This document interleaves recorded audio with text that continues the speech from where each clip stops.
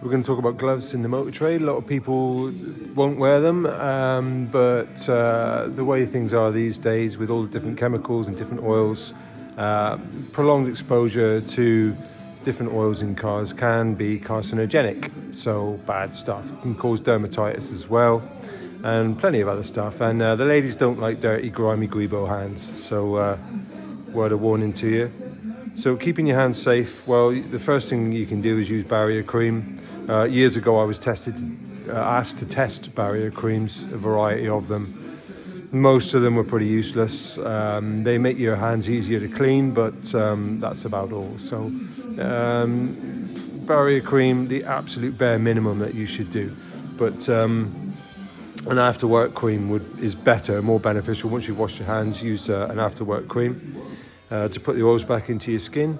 But keeping your hands clean in the first place, keeping those things away from your under your nails and getting into your nail beds and getting through your skin. There's different types of gloves, all ranging from different thicknesses. You've got your really, really thin ones, your silicone ones, then you've got your slightly thicker disposable rubber gloves, then you've got kind of cheapy mechanic gloves, and then you've got the real thick ones for the winter. They've all got their place. They're all pretty useful for different things.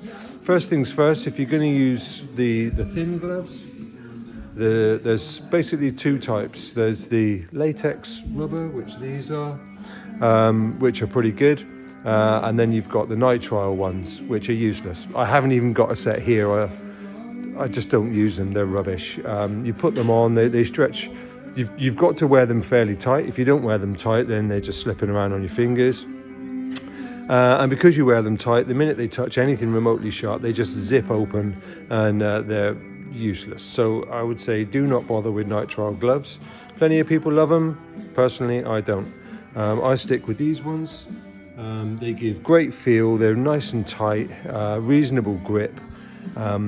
And they're disposable, so whenever you're messing with oils, you're in transmissions, or you're draining oil out, or you're taking off oil filters, messing around with coolant, brake fluid, whichever, that's the boy. Wear those gloves. That's the one for fluids.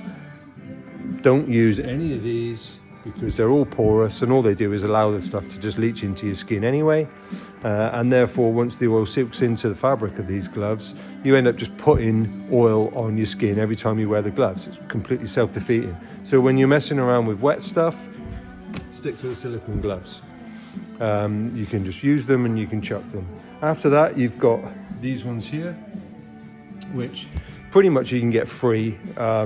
You know, if you're in the trade, you get given them when you order parts. If you have to buy them, you can buy them for pence, and they're pretty good. They're quite durable. They offer pretty good grip, pretty good sensitivity because they're still fairly thin.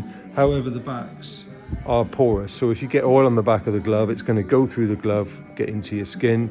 So therefore, really, really good for sensitivity. And pretty good for grip. So most jobs, just nothing involving fluids, which goes for the rest of these gloves. You can't expect to get away with fluids on any of these gloves. After that, you've got these are just cheap mechanic gloves, and they're about £1 for a packet. I think they might even be less than that, and they're pretty good. They fit quite well. These ones fit particularly well, and I've got freakishly large hands. I always have to buy XL or XXL gloves. These ones fit fairly well. They give good protection on the knuckles. This is the first set of gloves that will protect your knuckles and your fingers from the dreaded spanner rash. They've got molded fingers so that they're not too clumsy. They're pretty thick, so like I said, you get the protection there, you get good grip, and also we're in the cold season now, you get a bit of warmth from them as well. So these are pretty handy too. These ones here are Gecko, and like I say, they're really cheap, and they're classed as disposable, but I mean, I wear these for months at a time, day in, day out, and they last pretty well. You see the stitching is starting to go on these, but they've had a hell of a lot of use, and I think they're pretty good.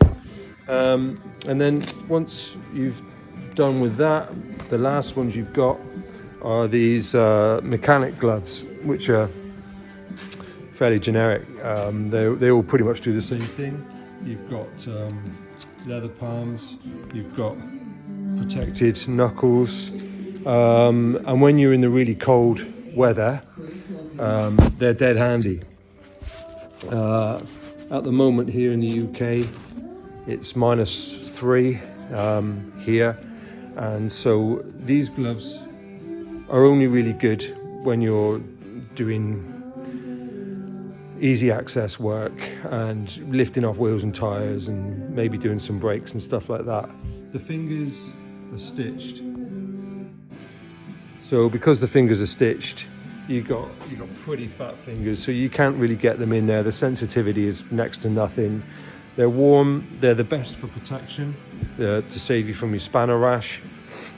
Good protection, really warm, but quite limited in their sensitivity. So these are the range of gloves you're going to use. Each job does a different, needs a different glove. So to recap, oils and fluids, stick to your silicone gloves. Everything else where you need a bit of sensitivity, a little bit of protection, and it's not too cold, then you can use your rubberized molded gloves. For work where you're working inside engine bays doing gearboxes, you want a little bit of protection and you want to cover your knuckles and protect your hands a bit. Sensitivity isn't too important, then you can get your disposable mechanic gloves.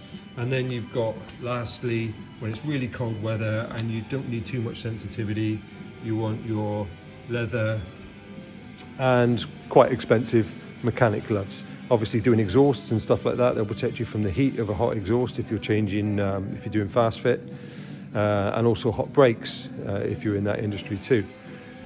So there you go, that's a quick rundown of the gloves. I would say the most unnecessary ones really are these ones, but all these others, these three here, very useful and used all the time. You know, I go throughout the day changing these gloves for whatever purpose I'm using them for.